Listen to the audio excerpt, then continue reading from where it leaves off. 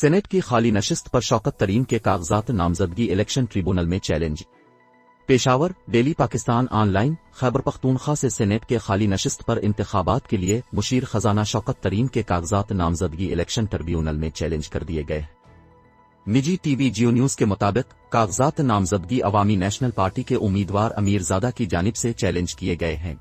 ANP के उम्मीदवार अमीरजादा ने रिटर्निंग अफसर के फैसले को चैलेंज करते हुए मुवक्किफ इख्तियार किया कि शौकत तरीन मर्दान के रिहायशी नहीं है और न ही इलेक्टोरल रोल में रजिस्टर्ड है, जबकि कागजात नामजदगी के साथ जो इलेक्टोरल रोल जमा है वो भी सर्टिफाइड नहीं है।